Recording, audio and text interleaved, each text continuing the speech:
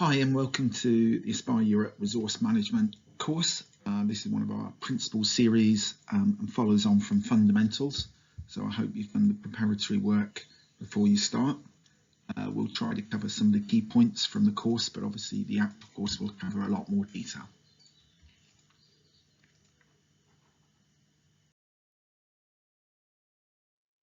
First of all, we need to think through our approach. So the key things is to understand the demand. So what are we going to need to actually achieve effective resource management for our program and project? Understand the supply. Yeah, what's the market looking like? Where can we get the resources? These can be people or assets, it depends. And then we've got to match our demand and supply. So the tools available to us in project management are go to the market to buy the people or the resources we need, or we can develop them themselves. We may find that the organisation around us will have a workforce plan that we could tie into. It'll largely depend on whether project management is core to your organisation. If it is, then it's more likely that there'll be a workforce plan covering it.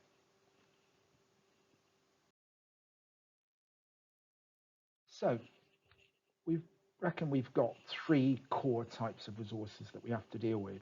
So firstly, there's the human resources. They're the people that do the work.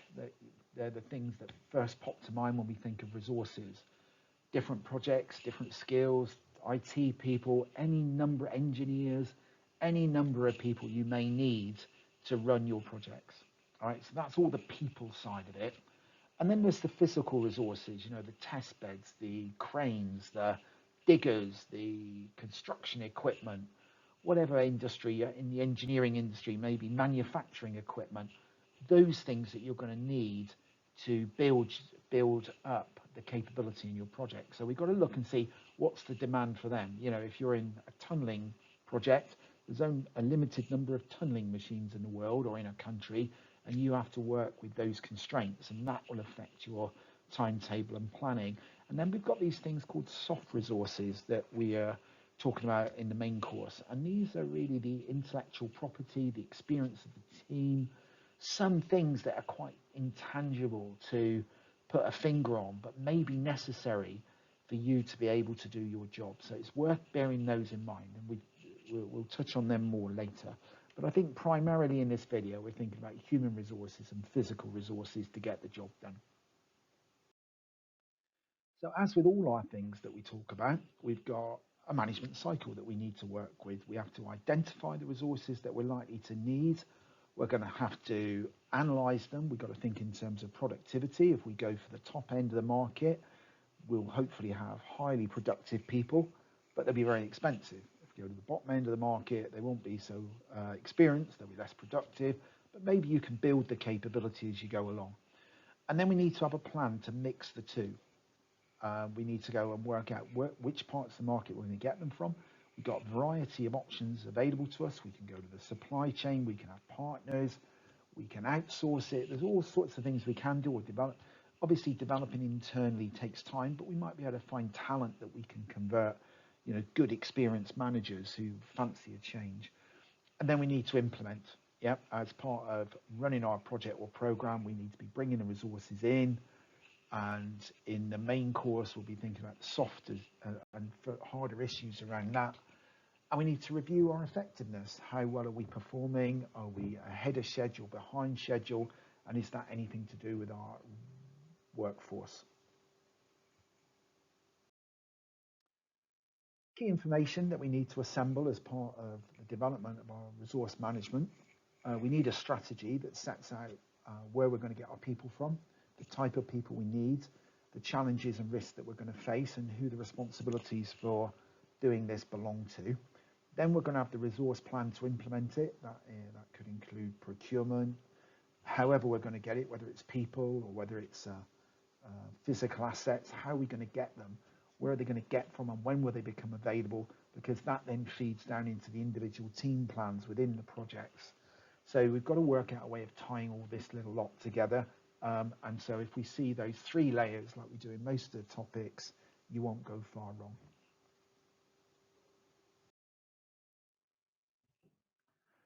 Okay, so where do we go looking, and how do we identify the resources we need? Now, if you've got a regular project, this probably isn't the most complicated thing in the world. So you can probably go and find the resources you need. You might have experience, you might be part of a team that's got those resources. But if you're doing something that's new or novel, or if you're working in a congested market, obviously in the UK at the moment is a high demand for infrastructure resources, so therefore prices go up, and constraints start to hit projects if those resources are not around to help you with your construction. Same in IT, at different times they have pitch points. So you've got to stand back and have a look at what's going on around you. How stable is the market? Yeah, you can use something like a PESTEL environmental analysis to deal with that, and just sort of kind of what are the things going on? Is there plenty of supply? Is there reducing demand, increasing demand? We then need to think about your organizational maturity. If you're a high performing organization, you'll be looking ahead, way ahead of yourselves in terms of where the resource is going to come from. Whereas if you're in a low maturity organization, you wake up one day and you've got a project, and that's where you're starting with your resources. You don't have that conveyor belt of talent coming through and available to you. As I said before, is the market growing or contracting? Yeah, if it's a contracting market for supply, then things are going to be more expensive. But actually, it could be that you're the only game in town at that moment, so you'll be able to get a better deal out of the market. Got to think about the future size of your program or project, where you are today. What resources do you need in the early stage versus the later stages? And the size of the market, is the capability growing? You know, is there a shortage of project managers, or are the universities and colleges churning them out? Yeah, so capacity, all these things. And also product service changes. You know, you think about the effects of COVID, for example. You know, nobody needs meeting rooms anymore. Yeah, so things are changing. Accommodation, which was always a problem for big projects, maybe not such a product now, because people are all working from home. So the world is constantly changing, and your workforce plan needs to move with it when we're talking about people and resources. And again, finally, flexibility and agility. Can you flex your timetable to meet opportunities in the marketplace, looking to the future? Okay, so when we're doing the analysis of our resources, things we need to think about. What's the gap between our current workforce and what we're going to need in the future? If we're doing a big program that's going to run 5 years, how are we going to keep that workforce together? Some of the things that we saw when we've done reviews of organisations like Thameslink, who became very high performance, was they had very stable workforces. Now that worked for them, but then there was a very stable workforce in Crossrail, and that didn't go so well, did it? So there are different things that we need to look at here. We need to think about different competencies. So technical competencies around project and program management skills, but then have they got the behavioural competencies, you know, the determination to get the job done, or the ability to stand back and think, the ability to engage effectively with stakeholders and communicate, and maybe the topic as well. You know, have we got a specialist in IT or construction or whatever genre, business change, whatever genre it is. So we've got to think it's not just technical competencies. There's a range of them that you need to consider. Okay, so then what levels of skill do we need to match against those competencies? Do we need the highest performers, or can we get away with lower performers and train them up? Market availability. Okay, so there might be loads of resource, but it's not in the place in the country you need it. So you've got to think about geographical situations. We've touched on behaviours and culture as part of competence. Think about staff contract options. How are you going to deal with that? Are you going to go for contractors? Are you going to go for full-time contracts? Are we going to do any other sort of solution? You could go to a big consultancy or a supplier, maybe go through an agency. There's a whole bunch of ways of doing it. Your analysis needs to consider those options. And of course, job design as well. You know, there's 18 to 20 core processes in program project management. Each one doesn't have its own owner. So job design will allow flexibility and knowledge to move around. So now we've got to the point where we need to start planning for our resources. So we've thought about what we need, we've analysed it, we must know roughly the numbers that we're going to need.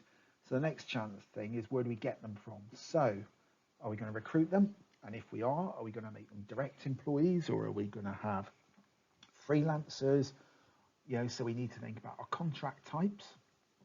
If you want loyalty, you want them to be full-time or long-term contracts. But if you're not sure yourself, you might want to have short-term contracts or short notice periods, that sort of stuff. Obviously, with the physical assets, the same thing. You may need contractual commitment to using certain test beds or whatever it is that you need to use as well. So can you get out of those contracts? You need to be thinking about how certain you are, because one of the problems you'll have is the timing. If your project runs late, you may have lots of the wrong sort of resources available to you. You can look at partnering and collaboration, about working with another organization to share the risk. Maybe if you're not a professional program and project organization, you might go to the market for the skills because you don't see them as part of your own core value chain. These will all depend on each individual organization. How do you, and then it's down to acquisition. How do you make sure you've got them in at the right time for the amount of time with the right skills? What's the acquisition strategy? So that's really about your supply chain, how you're going to do your procurement, that kind of thing, or how you're going to actually find people internally. Now, really good example, we worked with a local authority at one point, and they wanted to make quite a lot of job cuts. They said okay, it's going to have to 5% job cuts. So and what they did was they actually took 5% of their staff and trained them up on program and project management. So they didn't actually got rid of them, they actually used them to prepare themselves for the future, or certainly for the next 5 years of major transformation that was coming their way. Supply chain, making sure you've got the right contracts to deliver the right things at the right time in the right commercial deal. Last minute changes, basically suppliers like long-term commitment, because then they can do you a better deal. If you start chopping and changing, that better deal starts to go out the window and you hit penalty payments. And as I mentioned earlier, job design. If you make the jobs attractive, even giving them flashy job titles can actually make your recruitment that much easier. But it's really about flexibility and not kind of being too rigid, but of course that kind of depends a bit on the role. So now we're implementing our resource management. We're starting to roll it out. So some things that we need to think about. Recruitment channels. We need to keep these constantly under review. What's working for us? Which agencies are doing the job? Which ones are getting the best resources? Are they just throwing CVs in front of you? Are they giving you the real deal? So you may need a number of recruitment agencies and channels for sourcing this, and you may actually have a number of partners to help you with it. Think about the practical HR side of it. You need induction. People need to come on board. You need to sell them your vision for your program project, get them on board, get their commitment, because committed people are more productive people. We then got to think about the development of the team. You've got to think about bringing them in, the forming, norming, storming stuff. How do you actually nurture that team through? And you've got to think about the leadership styles, situational leadership. With a new team, you need to be much more instructive, and as the team starts to perform, you can back off a little bit on the style of leadership once you gain the trust. So these are all things that have to be considered. Then there's professional development. You've got, and team performance. So professional development, that obviously includes training, but it's the old 70-20-10 rule of 70% is on the job learning, 20% is coaching, 10% is face-to-face training, which is of course what you're getting at the moment. But you need to take this and go back, and your organization needs to support you to become a high performer. And then we've got to think about performance management. Do we think about talent management and all that kind of stuff? But it's performance of the individual, the team, and the whole organization. You can have a whole bunch of individual high performers that don't function as a team. That's down to leadership and blending, and that can be really hard work if you've got the wrong personality types. And ultimately, it's about how well the organization performs. And I'm sure you'll be familiar with organizations where there's great individuals, but as an organization, they just don't fit together very well. Okay, so that's what you need to be considering during your implementation. And of course, incentivizing them, bonuses for productivity, maybe penalties for poor performance, all those kind of things need to be put into a package that helps your recruitment and helps your performance move on. And then finally, how do you review your effectiveness? Well, something that really people don't focus enough is on productivity. You look at highlight reporting, it's very little about productivity of teams in there. And it's invariably the reason why the project's dropping behind, particularly when you're looking at software development and those kind of areas. So that's where things like Agile are really helpful. But a bunch of things that you can look at around it: is the environment stable? So have we got people coming and going all the time? Are we able to keep the team stable? What risks are going on that might affect us? Are we sure we've got the money for the project? You know, as you're going through your business case stages, is there any dangers there that might be making people insecure and wanting to leave? Or if the environment outside's insecure, maybe they're happy where they are. What lessons can you learn from your implementation, and what can you share with others? How good's your estimation been? Did you estimate over productivity or under productivity of the staff?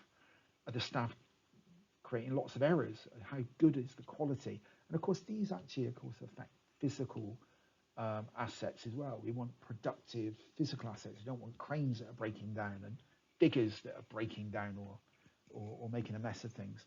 So all that stuff, thinking about the pipeline forecast, anything changes, having a professional development strategy in place. Does incentivization and motivation work okay? Do you need to tweak that to create more loyalty, more productivity? It's a really complex area, and I think that's covered most of the main things. So when you stand back and just think about what you need to do, think about these 7 areas. So you need your resource strategy, you need to think about the skills you need, the systems that are going to support people, getting the right structures in place so that they can function properly, having good staff with right values and behaviors. It's not just about skills. That you recognize that your project's going to go through stages, and as it goes through these stages, the profiles may need to change, and sources, where are you going to get these people from? So a lot to take on board with resource management. So thanks very much for participating. I'm sure, having listened to me for 17 minutes, you'll be ready for a cup of coffee. I very much hope you enjoy the rest of the course once you get into it.